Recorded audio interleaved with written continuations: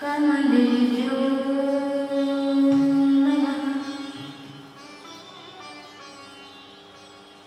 रामाय रामभद्राय रामचन्द्राय वेदसे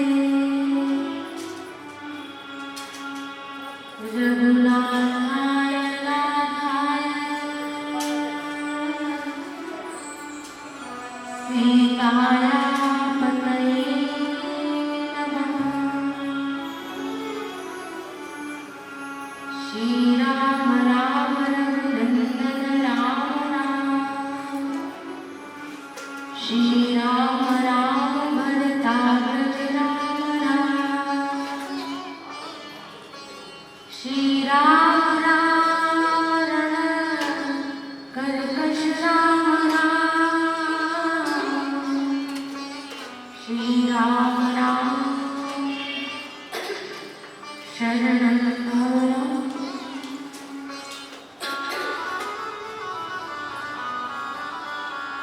यत्र यत्र रघुनाथकीर्तनं तत्र तत्र कृतमस्तकाञ्जलिं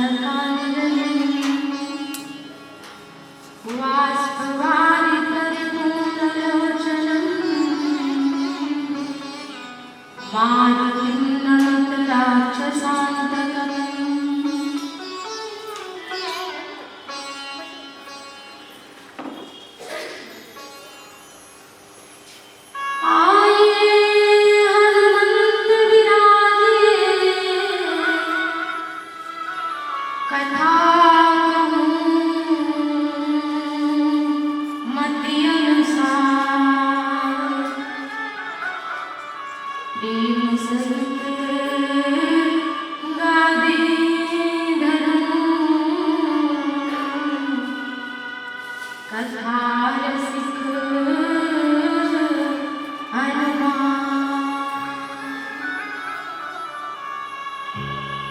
तुलसीदास जी के पद कमल बारंबार मनाए। गुण गाऊं सिया राम के हनुमत हो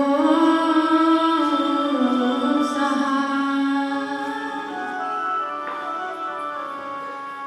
मंगल भवन अमंगलहारी मंगल भवन अमंगलहारी।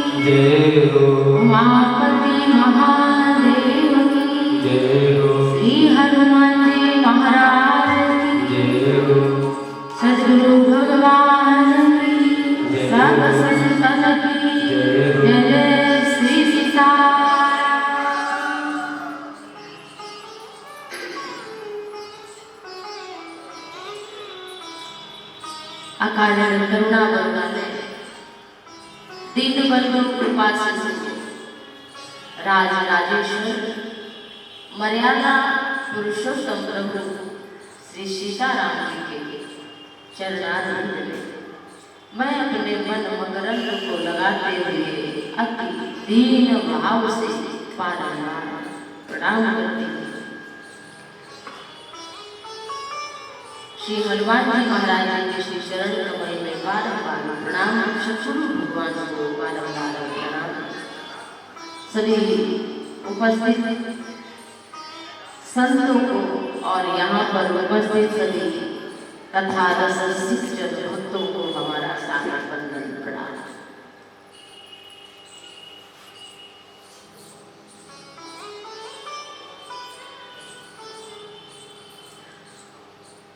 मन करे विषय अनल बन करे, होई सुखी जो यही सर करे। ये मन रूपी मतवाला हाथी, मन रूपी मतवाला हाथी विषय रूपी दावा की बेचल। चारों तरफ से आग लगी है जंगल में, एक मतवाला हाथी मध्य में फंस गया है। वो कोई सरोवर देख रहा है। जैसे जंगल में लगी हुई आग, उसमें फंसा हुआ हाथी निकलने का मौका पा जाए और फिर कोई सरोवर दिख जाए, उस शीतल जल में वो हाथी डुबकी लगाए तो उसको उस क्षण जितनी प्रसन्नता होगी, ठीक उसी प्रकार से ये हमारा जो मत वाला हाथी रूपी मन है, ये श्री रामचरित्र रूपी सरोवर में अगर अपने मन को नहला ले, स्नान करा ले, तो निश्चित ही वह सुखी हो जाएगा। अन्यथा पाने का दूसरा कोई उपाय नहीं। वो ना धन है, वैभव भी नहीं है, संसार का कोई सुख नहीं है, कोई व्यक्ति नहीं है, कोई वस्तु नहीं है, कोई पदार्थ नहीं है, कोई समय नहीं है, कोई सीमा नहीं है। इस संसार की कोई वस्तु हमें तब तक सुख नहीं दे पाएगी जब तक हम भगवान की कथा को सुन ना लें, उसको समझ ना लें, तब तक हमारा मन जलता रहेगा, जलता रहेगा। और यही तो संत समझ लेते हैं, फिर उनके पास जो होता है उसका भी वो त्याग कर देते हैं। जैसे मीरा ने कहा, घर छोड़कर मेरे तो गिरधर मन पाया। वो तो मेवाड़ की महारानी थी, फिर भी उन्होंने सब कुछ त्याग किया। उन्हें लगा कि ये जो कुछ भी है इसको केवल संभालना है, इसकी रक्षा करना है, और मिलना मिलाना कुछ नहीं है, अंत में मर ही जाना है। ये बात जिसकी समझ में आए, मीरा की तरह भक्ति हो तो ठीक, अन्यथा घर में, परिवार में, समाज में हम हैं, ऐसा जीवन है तो जो व्यक्ति है, जो वस्तु है, जो पदार्थ है, वो सब कुछ भगवान का माने तो उसकी सेवा का फल भी भगवान की सेवा का फल मिल जाएगा। घर में रहकर के भी भगवान की भक्ति हो जाएगी। कल की कथा में आप सभी ने सुना था, श्रद्धा बिना धर्म नहीं, बिनु विश्वास भगत नहीं, पत्ते के बिनु द्रवहि न लाभ, राम कृपा बिनु सपने जीवन लह निष्ठा। कल की कथा में आप सभी ने सुना, भवानी शंकर एक हुए, उनका पाणी ग्रहण हुआ। भगवान शंकर माता पार्वती को लेकर के कैलाश पर आते हैं। गोस्वामी तुलसीदास जी कहते हैं, चरित सिंधु गिरिजारमन वेद न पावहि पार, बरनय तुलसीदास की अतिमति मंद गमा। तुलसीदास जी कहते हैं कि भगवान शंकर और माता पार्वती का जो चरित्र है वो समुद्र की भांति है। ये मध्यमंद तुलसीदास उसको कैसे गा सकता है जिसका वेद भी पार नहीं पा सकते। तुलसीदास जी कहते हैं कि शंकर और पार्वती के चरित्र का हम पार पाने के लिए नहीं, हम स्वतः भवसागर से पार होने के लिए भगवान शंकर और माता पार्वती की सुंदर चरित्र की कथा सुनते। ये कथा कर्म घाट पर बैठे हुए याज्ञवल्क्य महामुनि भरद्वाज जी को सुना रहे हैं। नीलांचल पर बैठे हुए कागभूषुति जी भगवान श्री हरि के वाहन गरुड़ जी को सुना रहे हैं। कैलाश के पावन रम्य मनोरम शिखर पर बैठे हुए देवादिदेव भगवान आशुतोष जगत जननी माता पार्वती को सुना रहे हैं। तुलसीदास जी दैन्य घाट पर बैठकर अपने मन को सुना रहे हैं।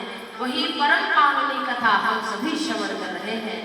और जब कर्म घाट पर बैठे हुए तीर्थराज प्रयाग में जो कथा याज्ञवल्क्य महामुनि भरद्वाज जी को सुना रहे हैं, तो ये कथा सुन करके भरद्वाज जी के नेत्र सजल हो गए, कंठ गदगद हो गए, नेत्र में अश्रु आ गए, रोमावली पुलकित हो गई।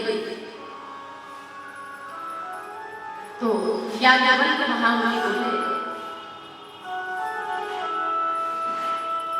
शंभु चरित सुनि सरस सुहावा, शंभु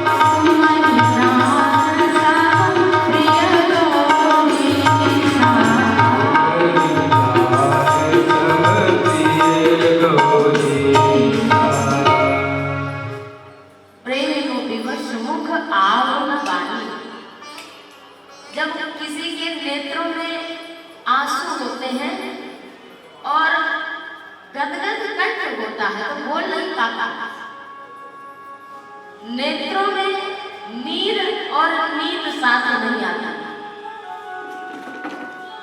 और भक्त की पहचान ही यही है। जैसे संसार में फंसा हुआ आदमी व्यक्ति जरा जरा सी बात पर रोने लगता है कि हमारा पुत्र बीमार, हमारी पुत्री का जीवन दुख में है, हमारा पति ठीक नहीं, हमारी पत्नी ठीक नहीं, हमारा परिवार ठीक नहीं है। थोड़ी थोड़ी बात पर वो अश्रु निकल जाते हैं। मोह रूपी रात्रि में सोते हुए व्यक्ति के नेत्रों से जिस प्रकार से आंसू निकलते हैं, ऐसे ही भगवान के जो रसिक प्रियजन भक्त होते हैं, वो तो बस उनकी कथा, उनका नाम श्रवण करना ही उनके लिए बहुत हो जाता है और हृदय दर्द और उनके नेत्रों से अश्रु प्रवाहित होते हैं। भक्त की यही पहचान भगवान श्री राम ने भी लक्ष्मण जी से अरण्यकांड में कहा है, मम गुण गावत पुलक शरीरा गद गद गिरा नयन बहनीरा। अगर आपकी आंखों से भगवान के लिए एकांत में आंसू निकलते हैं, गदगद कंठ हो जाता है और आप चीख करके भगवान को अगर आप पुकारते हैं, तब समझना भक्ति के सरोवर में आपका प्रवेश हो पाया। अन्यथा साधना चाहे जितनी कर लो, भजन ऐसे चाहे जितना हो जाए, जब जब हो जाए, लेकिन निर्मल हृदय तभी होगा जब भगवान के लिए प्रेम के आंसू गिरेंगे। और आज ये दशा देखी तो कहा याज्ञवल्क्य के महामुनि ने कि हम जान गए कि तुम भगवान शंकर के अनन्य प्रिय भक्त हो और जिस पर शंकर जी की कृपा होती है वही राम जी की भक्ति पाने का अधिकारी होता है। जिन पर कृपा न करहि पुरारी सो न पाव मुनि भगत हमारी। जो राम शंकर जी का भक्त नहीं, बिनु छल विश्वनाथ पद लेहु राम भगत कर लक्षण। जो शंकर में और राम में हर प्रलेश मात्र नहीं समझता, वही भगवान का भक्त है। जिसका शंकर जी के चरणों में निष्कपट प्रेम है, वही श्री राम जी का भक्त है। और ये पहचान बताई तो कहा, मैंने भरद्वाज जी ने कहा, हमने तो पूछा था राम कथा और आपने हमको सुना दी शिव कथा। तो कहा, प्रथम मैं कही शिव चरित बूझा मरम तुम्हारा। पहले हमने शंकर पार्वती की कथा इसलिए सुनाई कि अगर तुम्हारा राम जी के चरणों में प्रेम होगा तभी तुम शंकर जी की कथा सुनोगे, अन्यथा नहीं सुनोगे। और सुच सेवक तुम राम के रहित समस्त विकार। अब मैंने जान लिया है कि तुम शंकर जी के भक्त हो, राम जी की कथा सुनने के अधिकारी हो। अब मैं तुम्हें राम जी की कथा सुनाऊंगा। भगवान शंकर देवादिदेव महादेव कैलाश के परम पावन शिखर पर माता पार्वती। आज ये सुंदर दृश्य देख करके भगवान शंकर एक बार की बात है, हिमालय के सुंदर शिखर पर भोलेनाथ एक वट का वृक्ष है। उस वट के वृक्ष के नीचे शंकर जी आए और अभी पार्वती माता नहीं आई। शंकर जी ने अपने हाथों से ही अपना आसन बिछाया, निज कर दास नाग रिपु छाला। आज शंकर जी अपने हाथों से अपना आसन लगाते हैं और सहज रूप से भगवान शिव बैठते हैं। कर्पूर के समान सुंदर गौर वर्ण का स्वरूप है, लाल लाल सुंदर चरण कमल है, गले में सुंदर नाग है, मस्तक पर द्वितीय का चंद्रमा विराजमान है। भगवान शंकर का अद्भुत स्वरूप है, जटाओं में मुकुट, लाल लाल सुंदर नेत्र, विशाल भुजाएं, नीला कंठ। भगवान सुंदर स्वरूप शंकर जी का ऐसा है कि मानो काम के शत्रु बैठे थे, मतलब शांत। इसके जीवन में नाना प्रकार की कामनाएं हैं, आशाएं। बताओ कभी आराम से बैठ सकता है? आशा पाशस तैर बद्धा काम क्रोध परायणा, जिनके जीवन में नाना प्रकार की कामनाएं आती हैं, वो कभी व्यक्ति शांति से बैठ ही नहीं सकता। शांति पाने के लिए तो कामनाओं का भीतर से त्याग करना पड़ेगा, तभी आप शांत चित्त होकर के बैठ पाएंगे। सुंदर अवसर जान करके माता पार्वती आई है। आज शंकर जी ने माता पार्वती को सामने आसन नहीं दिया, वाम भाग आसन हर दीना। कल आपने सुना था सन्मुख शंकर आसन देना, क्योंकि सीता जी का रूप बनाया था, इसलिए मातृभाव का तो सती को सामने सन्मुख आसन दिया। और आज जब पार्वती होकर पर्वत के समान अटल होकर के भक्ति में आई है, तब उनको अपने वाम भाग में महादेव ने आसन दिया है, स्वयं आसन बिछाया है। वाम भाग आसन। माता पार्वती ने शंकर जी के चरणों में प्रणाम किया है और कहा है, महादेव आप तो विश्व के नाथ हैं, हमारे नाथ हैं। आपकी महिमा तीनों लोकों में विख्यात है। जड़ चैतन्य सिद्ध देवता सभी आपकी पूजा करते हैं। आप समर्थ हैं, अपने भक्तों की कामना को पूर्ण करने वाले हैं। हे नाथ, यदि आप हम पर प्रसन्न हैं और सत्य मुझे अपनी दासी मानते हैं, तो हे भगवान, आप तो कल्प वृक्ष के समान हैं, और कल्प वृक्ष के नीचे जो बैठा हो वो दरिद्र हो, सो बात ठीक नहीं। तो आप महादेव कल्प वृक्ष हैं और हमने राम कथा नहीं सुनी है कभी। तो यदि आप हम पर सचमुच प्रसन्न हैं, तो हमें श्री राम जी की पावन कथा श्रवण कराएं। चरणों में प्रणाम कर रही है। आइए हिंदू भक्तियों से भोलेनाथ को हम भी प्रणाम कर ले, फिर कथा में ऐसे तो भगवान शिव को कौन प्राप्त कर सकता है, लेकिन दानियों में शिरोमणि है, उनका एक नाम है भोलेनाथ। है तो देव नहीं, महादेव, लेकिन शीघ्र प्रसन्न हो जाता है। संत जन गाते हैं, काला शिव का मनाए रहो, शिव मानत